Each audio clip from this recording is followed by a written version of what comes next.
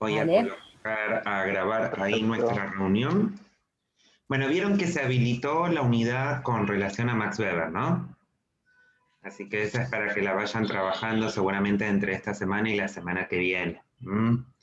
Pero me acuerdo que nos había quedado pendiente, ¿se acuerdan? De revisar de Durkheim, ¿no? Habíamos quedado en que íbamos a hablar un poquitito acerca del estudio del suicidio. ¿Mm? Y en particular cómo ese estudio a nosotros nos permitiría o nos serviría un poco, vieron, como tratar de pensar la aplicación de las reglas del método sociológico que habíamos trabajado la semana pasada. Entonces, contarles en tal caso un poco, seguramente ustedes pudieron resolver, ¿no? La actividad que les propusimos en el campus acerca del suicidio, y seguramente también en los textos habrán visto un poco acerca de esta obra. Esta es una obra, les diría, clásica, ¿no? En la sociología positivista, científica, ya más sofisticada, que inaugura Emilio Durkheim. Se la reconoce, vieron, como una investigación paradigmática, se dice. ¿Por qué? Piensen de que Durkheim está trabajando con datos estadísticos en una época en la cual, vieron, no existían estos sistemas informáticos que ahora tenemos los sociólogos para trabajar con tales cantidades de datos, ¿no? Y a pesar de eso, y después de largas elaboraciones y demás, bueno, Emilio Durkheim logra, de alguna manera, tratar de explicar, ¿no? En términos funcionales. ¿Se acuerdan que siempre la explicación durkheimiana es funcional? Las causas, ¿no? O como dice él, los contextos sociales que habilitan, ¿no? De que una persona cometa suicidio. Y si uno revisa el texto, ¿no? La fuente original, el texto de Durkheim, van a ver de que es muy interesante porque de algún modo, vieron eso que nosotros habíamos tratado de plantear la semana pasada con relación a las reglas del método sociológico. Uno puede ver cómo a lo largo del texto efectivamente van como apareciendo, ¿vieron? Esas reglas puestas en práctica. ¿Se acuerdan que lo primero que un sociólogo tiene que hacer, según entiende Durkheim, es, vamos a decir, la construcción, ¿no? De su objeto de estudio, tratar de considerar a ese objeto de estudio como si fuera una cosa, ¿no? ¿Se acuerdan? La primera regla, la cosificación del hecho social. Y entonces ahí Durkheim lo primero que va a tratar de pensar es por qué el suicidio puede ser entendido o puede ser pensado como un hecho social. ¿Mm?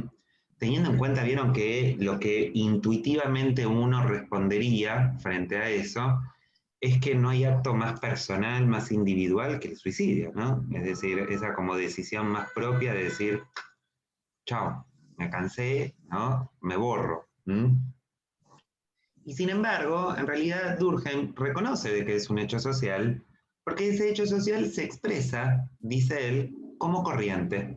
¿Se acuerdan que nosotros veíamos las dos maneras de manifestación del hecho social? Y efectivamente, dice Durkheim, yo puedo pensar a los suicidios como corrientes sociales suicidógenas, ¿no? Él dice. Entonces, fíjense, ¿no? El suicidio es un hecho social, ¿por qué? Porque si bien gran parte de la población claramente no se suicida, obviamente sí es un fenómeno colectivo.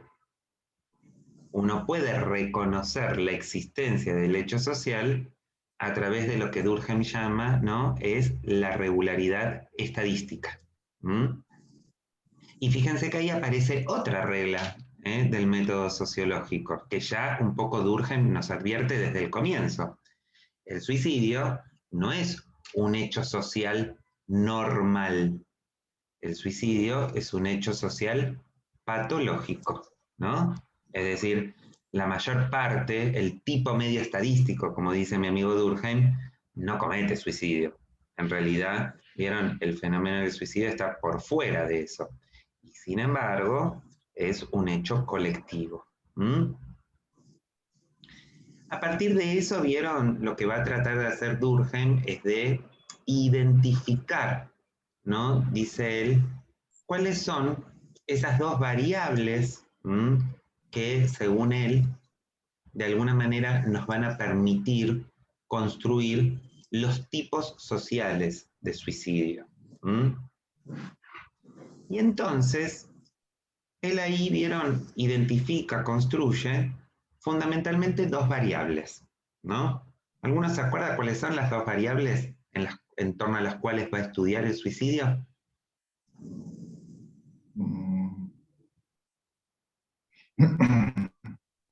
Una es integración y la otra es regulación. ¿Mm? Es decir, él va a tratar de pensar acerca de los contextos sociales, cómo esos contextos sociales integran adecuadamente o no a los actores, a los sujetos, y al mismo tiempo cómo esos contextos sociales regulan o no regulan la vida social de estos sujetos. ¿Mm? Entonces, fíjense de que ahí aparecen las dos grandes variables que Durkheim va a tratar de, vieron, como de cruzar y al mismo tiempo de identificar en los distintos ámbitos de actuación para tratar de pensar, bueno, ¿qué es lo que sucede en contextos de alta regulación social? ¿Qué es lo que sucede en contextos de baja regulación social? ¿Qué es lo que sucede en contextos de alta integración o de baja integración? ¿Mm? Y entonces ahí, cuando él empieza, vieron, a cruzar las variables, es que eso le va a permitir construir la tipología, ¿no? O los tipos sociales de suicidio, como lo llaman.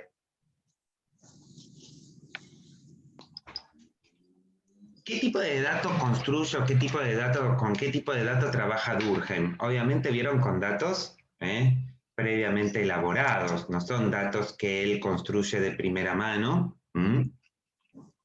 porque básicamente vieron, uno no le puede ir a preguntar a una persona que se suicidó por qué se suicidó, ¿no? Entonces, digo, it's fucking dead. O sea, no, claro, o sea, al menos que hagamos así como un contacto tipo medium, no se le puede preguntar. Entonces, ¿él qué va a tomar? Él va a tomar los datos, vieron, de los registros, de las morgues públicas. Vieron, en Francia, en particular, bueno, como también acá, existen el registro de muertes, lo que sería, vieron, como el registro civil, pero obviamente asociado, vinculado con la muerte, y obviamente dentro de los datos que se registran acerca de la persona, obviamente está el causal de muerte que se declara, y obviamente ahí aparece suicidio y sus diversas manifestaciones, ¿no? O sus diversas maneras de poder expresarlo. Esos registros no solamente tienen información acerca de la causa de la muerte, sino que ofrecen un montón de otra información. Nos ofrece la información acerca de la edad, de la nacionalidad, del estado civil, de la profesión, de la membresía de este individuo a ciertos, vieron, ámbitos sociales. Nos cuentan acerca de su ocupación y de su profesión. Incluso hasta nos cuentan, vieron, acerca de la religión. Y todos estos datos son justamente los que Durkheim va a empezar, vieron, a agregar y a analizar. Y entonces él se va a dar cuenta, por ejemplo, de que en ciertos ámbitos sociales, claramente existen mayores niveles de integración social. Porque, si ustedes se acuerdan, uno de los conceptos importantes que desarrolla Durkheim es el concepto de solidaridad, ¿no? Seguramente ustedes lo leyeron. Entonces hay ciertos ámbitos de sociabilidad que promueven la solidaridad social. Por ejemplo, el empleo.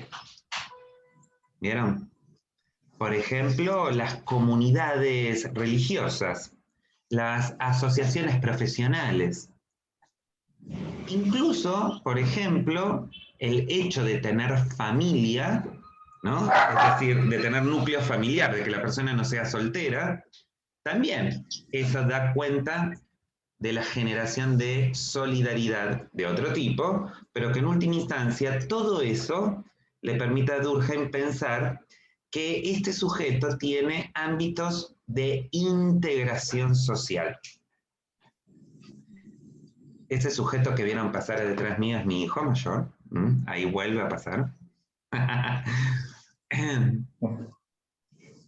Vieron, son adolescentes, no le dan bola a nada. Pero bueno. Sí, viste, están grandes. Y este es Oliverio, ahí está, ya tienen hasta casi toda la familia. El más chiquito está en el colegio, así que, bueno, entonces les decía, fíjense, hay ámbitos de integración social, ¿no? Y obviamente uno podría pensar, la ausencia de esos ámbitos, podríamos concluir de que esa persona está menos integrada, ¿no? Por ejemplo, una persona soltera, desempleada, que no participa, ¿vieron?, de ningún ámbito, por ejemplo, de escolaridad, es decir, no estudia, no tiene membresía, ningún tipo de club, asociación, comunidad religiosa. Bueno, todo eso nos hace suponer de que esa persona tiene menos integración social. ¿Se dan cuenta? Pero fíjense que al mismo tiempo que dice Durkheim, yo pienso la integración social, también tengo que pensar lo otro que viene asociado a la integración, que es la regulación. ¿Qué significa la regulación? Bueno, pensar cómo ciertos ámbitos sociales de alguna manera le imponen al individuo, al sujeto, reglas, normas. Es decir, lo ubican, ¿vieron?, dentro de lo que podríamos llamar un cierto orden social. Entonces piensen en esto. Una persona que, por ejemplo, trabaja, claramente tiene mayores niveles de regulación que una persona que no trabaja. ¿Se encuentra? ¿Se entiende? Porque, por ejemplo, la persona que trabaja se encuentra sometida, ¿vieron?, a las reglas de la empresa, por ejemplo. Sí, tiene otra presión. No todos tienen el mismo nivel de regulación, dice Durkheim, porque puede ser que trabaje, pero que trabaje de manera liberal, ¿vieron? Es decir, como ustedes, cuando después se reciban de abogados, ¿no? Que tal vez si no trabajan en un estudio o lo que fuera, ¿vieron? Trabajan solos, son autónomos.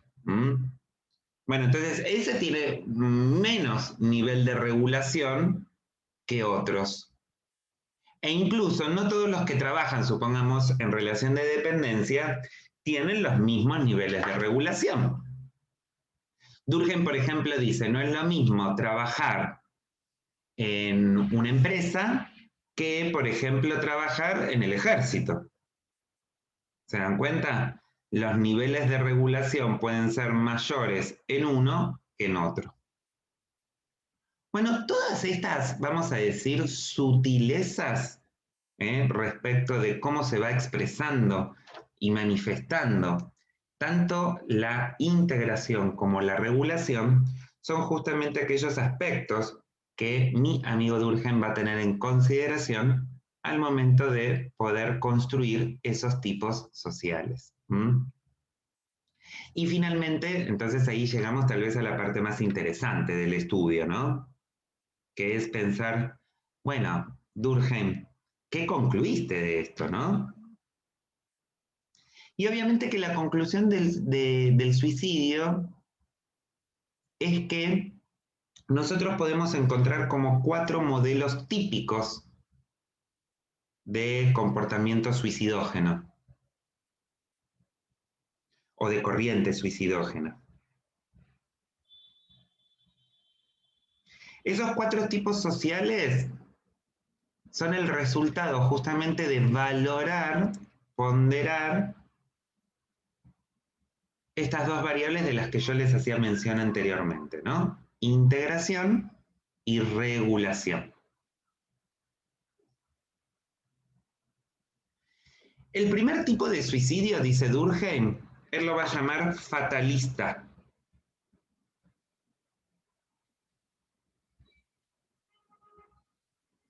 Es un tipo de suicidio que Durkheim no le dedica casi nada de extensión dentro de la obra. De hecho, el suicidio fatalista para muchos pasa casi inadvertido, ¿no? Si ustedes, por ejemplo, consultan algún resumen trucho de Durkheim en internet, van a ver de que muchas veces esos resúmenes dicen, bueno, Durkheim establece 3 tipos de suicidio, y en realidad eso está mal, hay 4.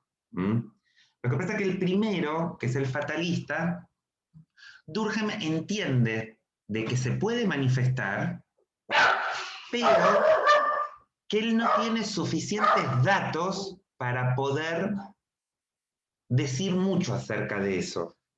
Entonces simplemente lo presenta, ¿no? Y no dice más que eso. Es el suicidio fatalista.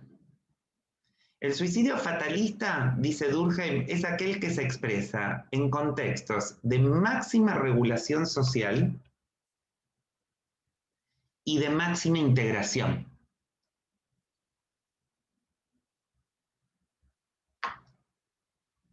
¿Qué significa esto?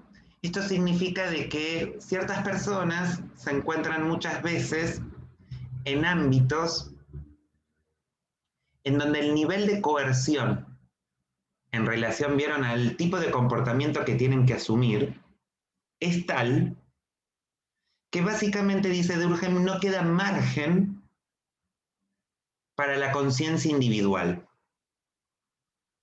¿no? Y entonces el sujeto se sumerge en lo que Durkheim llama una conciencia colectiva. Durkheim en particular, vieron, está pensando en ámbitos de sociabilidad de altísima regulación, como puede ser, por ejemplo, una prisión, como puede ser un campo de concentración. Por O, ejemplo, Corea del Norte. sí, por ejemplo, o incluso, viste, esto Durkheim no lo trabaja, pero hay algunos autores que lo recuperan a Durkheim y lo profundizan, ¿no? Que es, por ejemplo, las personas que se encuentran en centros psiquiátricos. ¿Mm? Lo que luego Durkheim no lo llama así, ¿no? Lo va a llamar así justamente su sobrino, Marcel Mauss, se llaman las instituciones totales. ¿Mm? El ejemplo más cercano a nosotros podría ser una prisión, podría ser un psiquiátrico. ¿Mm? ¿Cuál es la característica de estos ámbitos de sociabilidad? Bueno, de que toda la vida social, toda la vida individual de este sujeto se encuentra absolutamente regulada.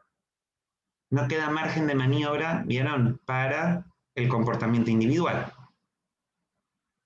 En estas instituciones a vos te dicen a qué hora te tenés que levantar, a qué hora te tenés que bañar, a qué hora te tenés que comer, incluso a qué hora tenés que descansar. ¿Mm? ¿No? Bueno, de 2 a 3 podés salir a descansar al patio. ¿Mm? Bueno, pero no estoy cansado, no tengo ganas de descansar ahora. No importa, tenés que salir, ¿no? No hay ámbito de manifestación de la conciencia individual. Bueno, en esos casos, dice Durkheim, el tipo social que se genera es fatalista. Claro, el nivel de integración es máxima también. ¿Se dan cuenta? Estoy tan integrado a esa colectividad que pareciera ser de que todos actuamos de manera casi idéntica.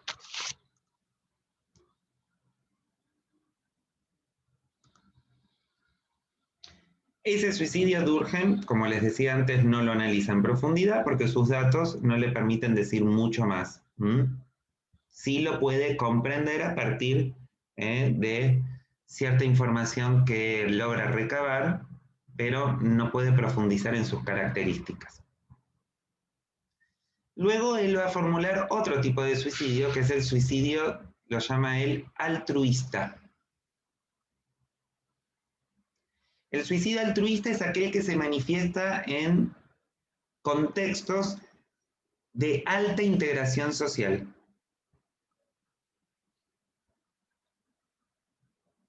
y en donde la regulación puede llegar a ser o bien alta o bien baja. Acá el nivel de regulación no afecta tanto. Sí, lo que diferencia este tipo de suicidio es el nivel de integración. Dice Durkheim,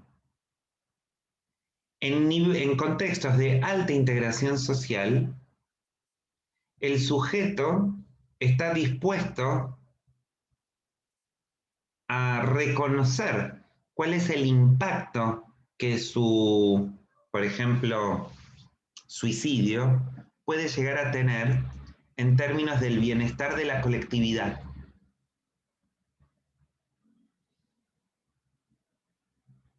Durkheim pone dos ejemplos, ¿no? El primero claramente es el ejemplo tal vez más paradigmático, que es el de, ¿vieron? Las personas que forman parte de las fuerzas de seguridad, ¿m? Que están dispuestas a sacrificar su propia vida por el bienestar colectivo. ¿M?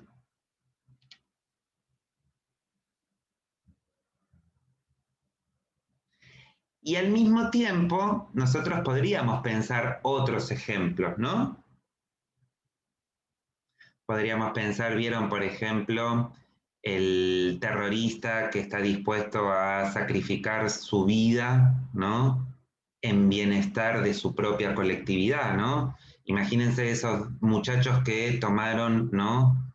Por asalto los aviones que se estrellaron contra las Torres Gemelas, por ejemplo, ¿no?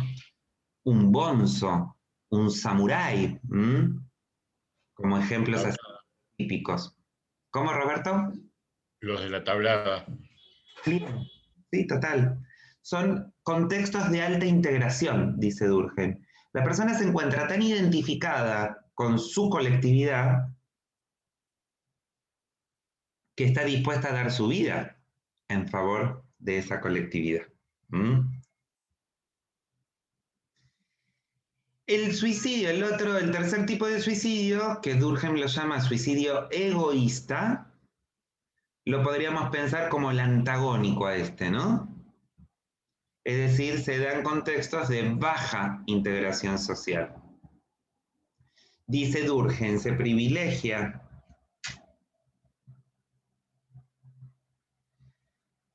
vamos a decir, la conciencia individual frente a la conciencia colectiva.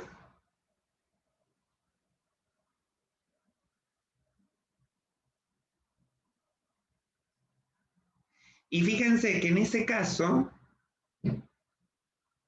nosotros lo que podríamos reconocer es que, nuevamente, el nivel de regulación, dice Durkheim, podría darse en contextos de más alta regulación o de más baja regulación, en general se expresa en niveles de baja regulación.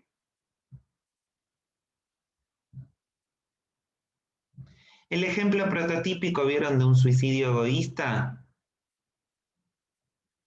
es aquel que podríamos pensar, ¿vieron?, el del ermitaño, ¿no? El de esa persona que empieza a rechazar su participación dentro de la colectividad. Le importa un pomo lo que pasa en su colectividad. E incluso el impacto, ¿vieron?, que podría llegar a tener su suicidio en esa colectividad.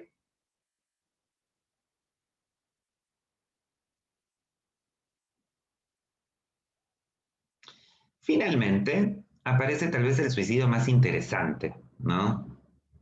Porque este es el que, o sobre el cual después Durkheim va a profundizar, que él lo llama suicidio anómico.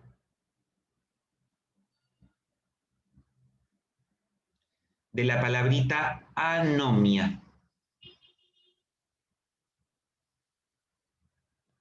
El suicidio anómico, dice Durkheim, se manifiesta o se expresa en contextos sociales de baja regulación social.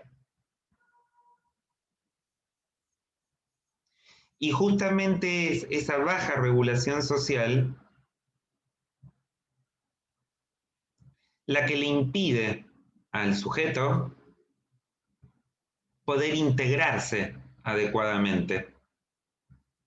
Entonces, ¿no? Uno podría decir como de manera accesoria, también se expresa baja integración social.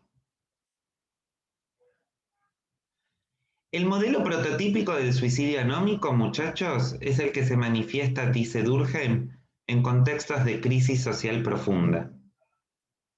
Porque justamente las crisis sociales son contextos de anomia.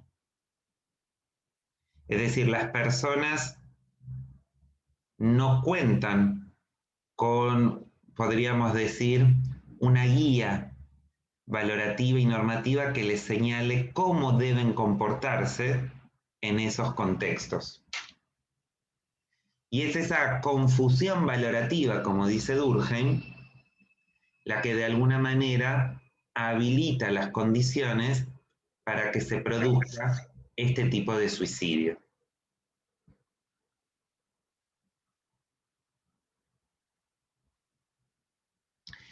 El concepto de anomia es un concepto, vieron, que Durkheim después va a desarrollar a lo largo de toda su obra, ¿no? Probablemente, vieron, si uno tuviera que hacer como una suerte de evaluación del legado durkheimiano, ¿no? A la sociología, sin lugar a dudas, el concepto de anomia es probablemente uno de los legados más importantes que Durkheim nos ofrece. Porque de hecho lo que va a señalar Durkheim es que el gran problema, vieron, de las sociedades contemporáneas son, pues, que justamente son sociedades anómicas. Es decir, sociedades que no le permiten a los individuos poder integrarse adecuadamente, poder generar lazos sociales, lazos de solidaridad, y por lo tanto provocan, vieron, la emergencia de un fenómeno patológico para Durkheim, que es el individualismo. Digo, cuando ustedes escuchan la palabra individualismo no les cuesta tanto señalar, ¿no? O tratar de establecer la relación que existe con nuestra sociedad contemporánea. Nuestra sociedad contemporánea claramente es individualista. Y ahí vieron, Durkheim hace un estudio muy interesante. Este es el primer estudio de Durkheim, ¿no? Es su tesis doctoral, con esta se recibe de doctor, que se llama La división del trabajo social. Que es una tesis justamente que le va a permitir a Durkheim tratar de reconocer cómo a lo largo del tiempo se ha ido modificando, ¿vieron? Esto que podríamos llamar es los mecanismos y las maneras de manifestarse de esa solidaridad, y por lo tanto, cómo en el contexto de la sociedad moderna, de la sociedad contemporánea, esa solidaridad se ve cada vez más lastimada y por lo tanto emerge esta situación de anomia. Acuérdense, anomia, ¿vieron? Es bastante fácil pensar el sentido de la palabrita, ¿no? A sin, nomia viene de nomos, ley, regla, norma. Con lo cual, por la etimología más o menos nos podríamos dar cuenta de que refiere a ausencia de algo, ¿no? Ausencia de ley. No está diciendo Durkheim de que estamos refiriendo a contextos sociales donde no hay normas, ¿eh? No, porque todo contexto social tiene normas. Pero sí en donde la capacidad de regulación de esas normas se ve lastimada, vamos a decir, se ve disminuida. Y justamente, y a razón de eso, es que priman en esas sociedades conciencias individuales, ¿no? Es decir, no tengo la posibilidad de que estos individuos, estos sujetos, se logren integrar adecuadamente. Esa falta de integración social, ¿vieron? Genera conflicto, obviamente. Porque vieron, yo actúo de acuerdo a lo que a mí me conviene, no sé, Eugenia actúa de acuerdo a lo que ella le conviene, y probablemente, vieron, ahí empiecen a aparecer los problemas, ¿no? Porque tal vez para yo actuar de acuerdo a lo que a mí me convenga, tengo que hacer cosas que van a afectar a Eugenia, y Eugenia probablemente para actuar en su bienestar va a tener que hacer cosas que me puedan llegar a afectar a mí, y no vamos a tener mecanismos para tratar, vieron, de regular adecuadamente eso. Entonces ahí aparecen los conflictos. Las sociedades, vieron, anómicas, son sociedades conflictivas. Y ahí está el gran problema, ¿no? Según entiende Durkheim. ¿Por qué les digo esto? Porque Durkheim no deja de ser un señor positivista fuertemente influenciado por el pensamiento de Comte, por el pensamiento de Spencer, de modo tal de que para este señor, vieron, el conflicto es mala palabra, es algo que hay que evitar. ¿Mm? El conflicto es sinónimo de problema. Entonces, las sociedades tienen que ser sociedades bien ordenadas. ¿Mm? E incluso fíjense, ¿no? Yo siempre digo esto. Al mismo tiempo uno también puede encontrar la impronta, ¿vieron?, de de la sociología kantiana. ¿Por qué?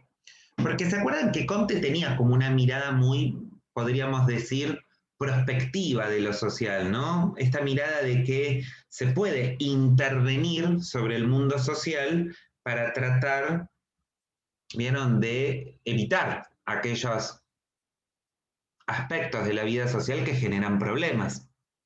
Y en Durkheim claramente esto también aparece, ¿no? Digo, a Durkheim lo podemos involucrar, vieron, dentro de los que llamamos los filósofos o los sociólogos de la reforma social. Aquellos que sostienen de que mediante una política, vieron, una acción política, se pueden llevar adelante acciones, medidas que resuelvan los problemas sociales. ¿Mm? Y obviamente para Durkheim, esa resolución de los problemas que trae aparejado la sociedad anómica vieron, de la mano de generar espacios o instancias que resuelvan la falta de integración, ¿no? Es decir, que generen solidaridad, básicamente. De ahí que Durkheim piense de que la gran solución, vieron, de las sociedades anómicas es la educación moral.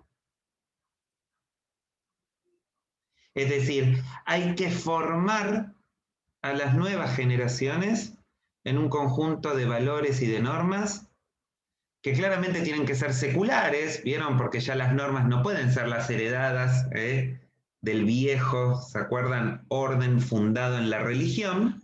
Somos una sociedad secular, pero que claramente esa formación, esa educación en valores y normas es lo que va a permitir la integración. Obviamente que hay otras estrategias, dice Durkheim, ¿no? Tal vez uno podría pensarlas más de mediano plazo, porque obviamente la educación, muchachos, es una estrategia de largo plazo, ¿no? Digo, no se va a resolver en el momento el problema, dice Durkheim. Eso es, ¿vieron?, intergeneracional. ¿Mm? Va a demandar tiempo formar a las nuevas generaciones en nuevos valores, nuevas normas. Y como, por ejemplo, la ley de educación sexual. Por ejemplo, totalmente. No es algo que inmediatamente va a generar un impacto, un efecto, ¿no? Pero sí lo que podría... Va a ser generacional. Claro, exactamente. Ese es el tema. ¿Mm? Y ni siquiera vieron de una generación a otra, probablemente de varias generaciones posteriores para que eso realmente se sedimente, dice Durkheim. ¿Mm? Pero sí se pueden generar algunas instancias de mediano plazo. Por ejemplo, dice Durkheim, la conformación de asociaciones profesionales, de nuevos espacios de sociabilidad en donde el sujeto empieza a sentirse nuevamente integrado, eso podría colaborar en reducir estos contextos anómicos. Piensen de que eso que contenía, dice Durkheim, ¿no?, a los individuos y que les daba, ¿vieron?, conciencia colectiva, en las sociedades antiguas, en las sociedades tradicionales, así las llama Durkheim, era la religión. Pero ahora no podemos apelar a la religión, ¿vieron? Porque somos una sociedad secular. Y al mismo tiempo también porque estamos en Francia, muchachos, que es, ¿vieron?, el ejemplo de laicidad, ¿no? Es el ejemplo de decir religión fuera del asunto público, ¿no? La religión es algo privado, tuyo. Bueno, no podemos apelar a eso. Entonces tenemos que apelar a nuevas instancias de conformación de lazo social. ¿Cuál puede ser esa? Bueno, por ejemplo, la asociación profesional, la reunión, ¿vieron?, de las personas en virtud de su práctica. Lo que nosotros podríamos llamar, ¿vieron?, como las corporaciones. Durkheim nunca lo dice así, ¿no? Pero en algún punto por ahí viene un poco la mano, ¿no? Bueno, todo eso con el propósito, obviamente, de generar integración, ¿no? Esa es la gran preocupación durkheimiana. Bueno, mis queridos, creo que les resumí así sumamente rápido, a mi amigo Durkheim. No sé si tienen alguna duda. Ahora se nos va a cortar nuestra reunión, pero en tal caso lo que podemos hacer es nos volvemos a conectar, aunque sea para los últimos 20 minutos, y ahí me cuentan si tienen alguna duda, alguna pregunta, y si no, les empiezo a presentar algunas cuestiones acerca de mi amigo personal, Max Weber. ¿Estamos? Bueno, nos volvemos a conectar ahora, ¿sí? Perfecto.